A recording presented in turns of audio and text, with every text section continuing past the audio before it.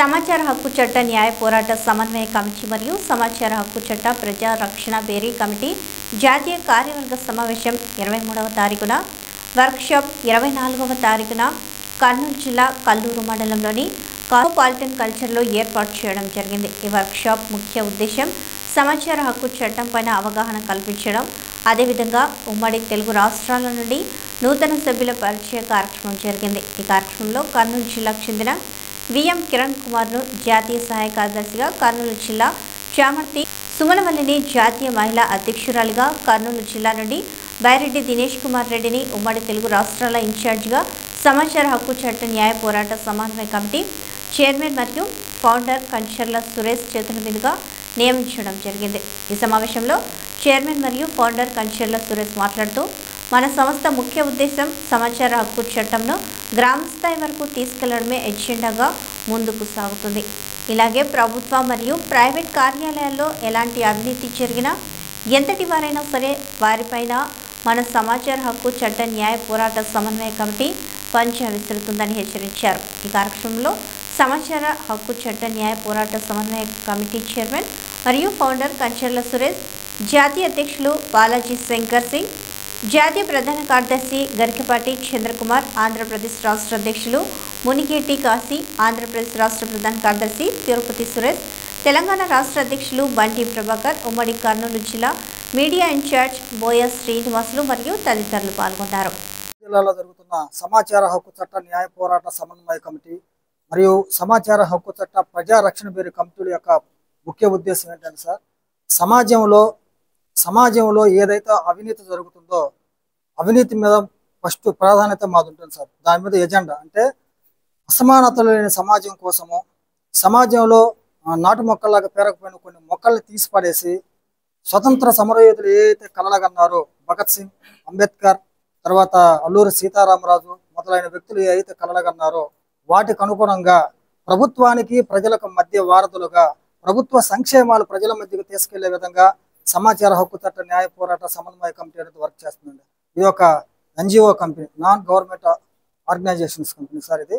So మా సంస్థ తరపున మేము ఏం చేసామంటే, అది చిన్నది కానీ పెద్దది కానీ మా దృష్టికి వచ్చిన తర్వాత ఫస్ట్ ఆఫ్ ఆల్స్ మేము తీసుకున్న ఫస్ట్ స్టెప్ కర్నూలు హైదరాబాద్లో హాస్పిటల్లో జేబీ హాస్పిటల్లో జరిగినప్పుడు ఒక ఆడబిడ్డకి ఆపరేషన్ చేసేసి లోపల క్లాత్ పెట్టేశారు.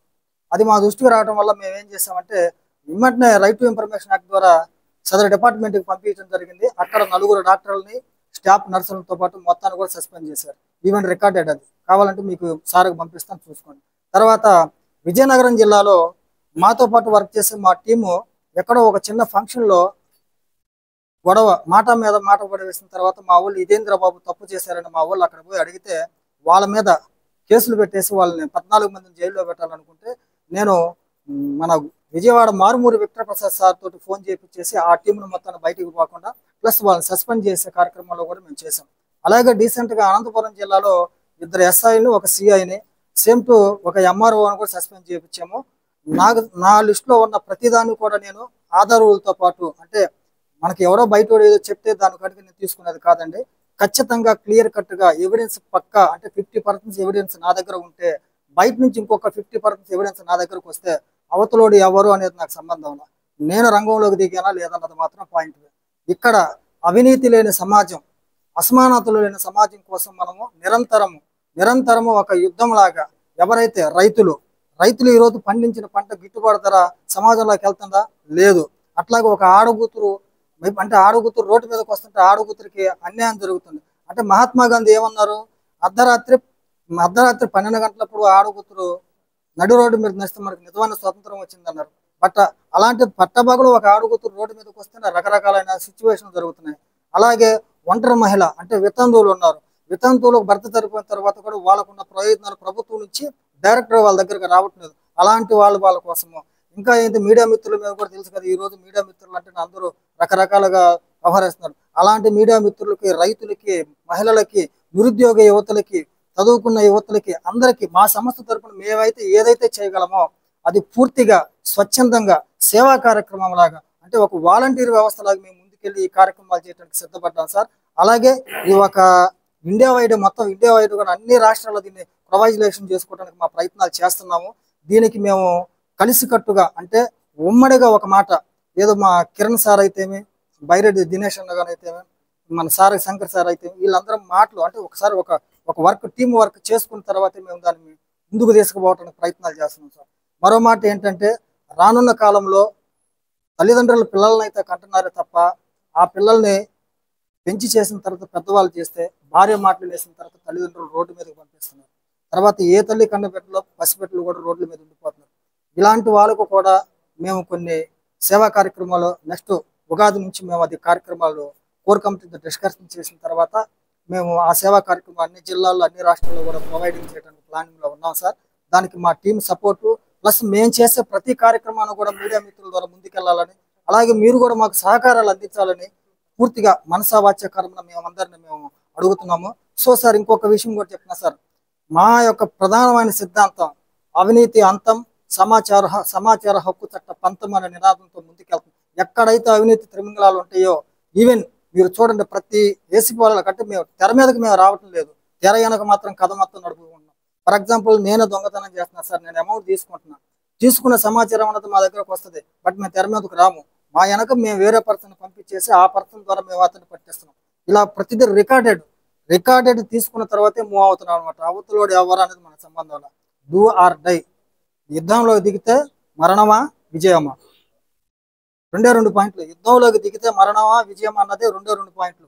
రీసెంట్గా మన గుంటూరు జిల్లాలో ఒక మిర్చి రైతు, ఆ రైతు పండించిన పంట తీసుకెళ్లి వేరే పర్సన్ చేతుల్లో పెడితే వాళ్ళు ఊరోళ్ళు అప్పు తీసుకుంటే ఇతనికి రావాల్సిన 5 లక్షల రూపాయలు అతను ఆపేశాడు. ఇదేంద్రా బాబు అంటే మీ వాళ్ళ దగ్గర డబ్బులు తీసుకురన్నారు. ఇట్లాంటి రైతులు కూడా వాళ్ళు చెప్పుకోలేకపోతున్నారు. అంటే ఇప్పుడు మనం అందరం 3 పూట్ల అన్నం తింటున్నాం, 4 ఏళ్ళు చేతుల్లో నోట్లోకి పోతున్న కారణం రైతు లేని బతుకు మందు వేస్ట్. ఎందుకంటే పండించే పంట ఆయన దుక్కు దున్ని నీళ్లు పోసి విత్తనాలు నాటి పంట చేతికి వచ్చిన తర్వాత పంట మార్కెట్లోకి వెళ్ళాలంటే గిట్టుబాటు ధర లేక తెచ్చిన పంటకు అప్పులు చెల్లించలేక ఏ పురుగులను చంపడానికి మందులు తెచ్చుకున్నారో ఆ పురుగుల మందు ఆయనకు పెరుగన్నమై ఈ రోజున నిర్జీవ కణంలో శ్మశానంలోనూ చెట్ల కింద ఎక్కడ పడిపోయి చచ్చిపోతున్నారు. అలాంటి వ్యక్తులను కూడా మనం చేదరించేసి వాళ్ళకి రైతుల పక్షాన్ని కూడా మేము నిలబడాలని చెప్పేసి మేము కొన్ని కార్యక్రమాలతో ముందుకెళ్తున్నాం సార్.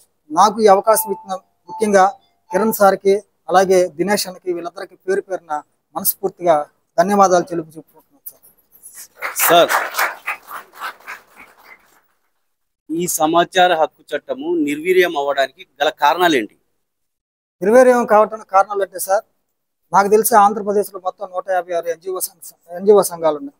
ఈ ఎన్జిఓ సంఘాలు కూడా ఏంటంటే ఫర్ ఎగ్జాంపుల్ ఒక సంఘం ఉంది, రైట్ టు ఇన్ఫర్మేషన్ యాక్ట్ అంటారు, అతని మీద ఒక లెటర్ రాస్తారు. లెటర్ వేసిన మరుక్షణం ఏం జరుగుతుందంటే ముందు ఫోన్ చేసేసి మీకేం కావాలో మీరు రండి అంటారు. అతను అమౌంట్ తీసుకుంటున్నారు, పక్కకి వెళ్ళిపోతున్నారు. అది నిర్జీవ కణం వల్ల అక్కడే పడిపోతుంది. ఇంకొకరి దగ్గరికి వెళ్తున్నారు, సెటిల్మెంట్లు జరుగుతుంది సార్. అంటే మనం చేయాల్సిన స్వచ్ఛంద కార్యక్రమాలని డబ్బు రూపేణ కమిషన్ రూపంలో తీసుకుంటున్నారు. దానివల్ల ఎవడో ఒక్కరు చేసిన తప్పుకి టోటల్ వ్యవస్థ మొత్తం బాధలు భరించాల్సి వస్తుంది. కారణం ఎవరో ఒక వ్యక్తి చేసిన దానికి. రైట్ అంటే అన్ని సమస్యలు చేస్తున్నారు. మాది టోటల్ నేషనల్ వైడ్ ఆర్గనైజేషన్ అండి.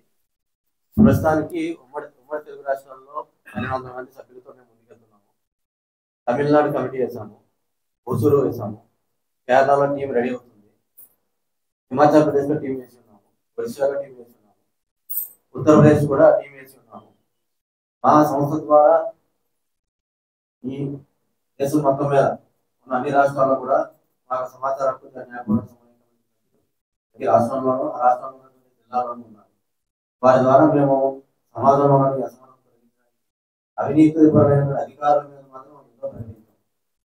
దానికి అనుగుణంగా ఉమ్మడి రాష్ట్రాల్లో ఆంధ్ర తెలంగాణ కలిపి 8 మంది ఎంఆర్ఓలను, 2 సబ్ రిజిస్ట్రార్లని, పోలీస్ డిపార్ట్మెంట్ లో ఎస్ఐ గారిని, సిఐ గారిని శాఖాపరమైన చర్యలు తీసుకుని సస్పెండ్ చేయించి అక్కడ ఉన్న సమస్య పరిష్కారం చేసి వాళ్ళ బాధ్యతను న్యాయం చేయడం జరిగింది.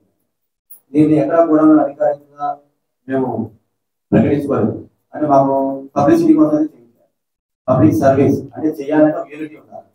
ఇక్కడ ఉన్న వాళ్ళందరూ కూడా డిఫరెంట్ టీమ్స్. ఇందులో నేను పొలిటికల్ గా ఉన్నాను, సోషల్ సర్వీస్ ఎక్కువ చేస్తున్నాను. నా పేరు బాలాజీ శంకర్, అది కాకినాడ. సార్ చైర్మన్ గారు నా గురించి తెలుసుకుని పిలిచి సర్వీస్ మాకు కావాలా, మీరు ఏమైనా చేయగలరా అంటే మామూలు సర్వీస్ అంటే అంతగా అనుకున్నాను. ఒక 2 నెలలు 2-3 ఇష్యూస్ మీద సాధన ప్రయత్నించి ఈ ఆడకూతురు న్యాయం చేయాలన్నారు. నా స్టైల్లో నేను తీసుకుని వెళ్ళిపోయాను. మన పైన పిలిచి త్వరగా మిమ్మల్ని మన ఆర్టీఎస్కి జాతీయ అధ్యక్షుడిగా నియమించాలనుకుంటున్నాను. మీరు నా తెలియని లాంగ్వేజ్ అని మాట్లాడుతున్నారు కాబట్టి మీకు నాకు అర్థపరుస్తున్నాను. మీ పూర్తి సహాయ సహకారం నాకు అందించాలా. సంస్థ మాత్రం ఎవరికి ఏమి చేయదు. సంస్థని నమ్ముకుంటే కనుక సంస్థ ద్వారా మీకు వ్యక్తిగతంగా కానీ ఆర్థికంగా కానీ నేను నా పర్సనల్గా మీకు హెల్ప్ చేయగలను. కానీ ఇంకొక విషయం కమిట్మెంట్ ఏంటంటే నాకు ఈ సంస్థకి చెడ్డ పేరు తెచ్చే విధంగా ఎవరు ఉండకూడదు. అటువంటి వాళ్ళు కూడా మీరు అందరి కౌన్సిలింగ్ నాకు ఇచ్చినప్పుడు 670 మంది టీంతో చెప్పారు. ఇవాళ 12 లక్షల మంది అయినాము. ఆ విషయంలో మేము వర్క్షాప్